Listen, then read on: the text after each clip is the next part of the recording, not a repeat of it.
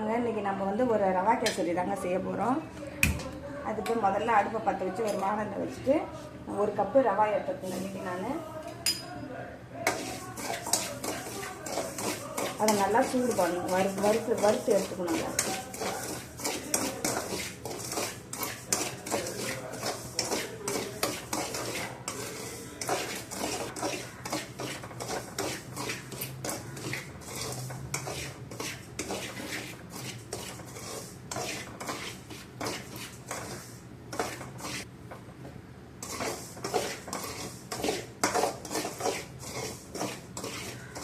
ரவா நல்லா வறுபட்டோடனே ரவா எடுத்து நம்ம வந்து ஒரு பாத்திரத்தில் மாற்றிக்கணும்.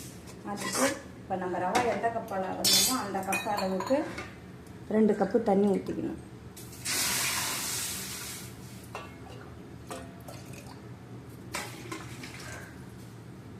தண்ணி ஊற்றிட்டு அதிலே நம்ம வந்து கடை போட்டு கொதிக்க வச்சுக்கலாம்.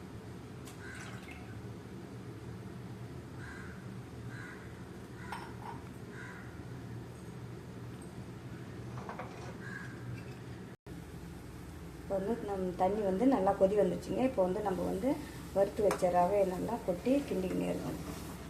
கொஞ்சம் கை விடாமல் கொஞ்சம் கிண்டுங்க, இல்லாட்டி கொஞ்சம் கட்டிமுட்டிமாக ஆகிடும்.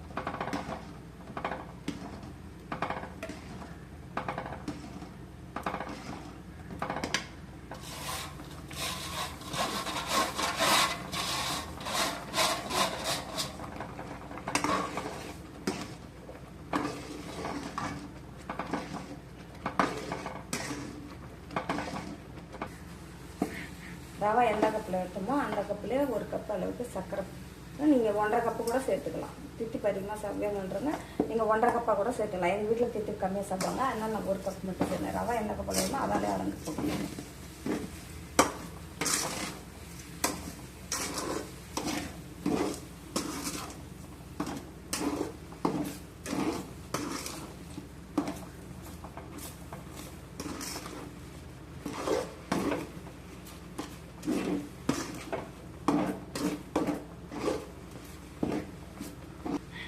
அதில் கொஞ்சம் வந்து நாங்கள் நெய் சேர்த்து கிண்டிக்கிறோம்.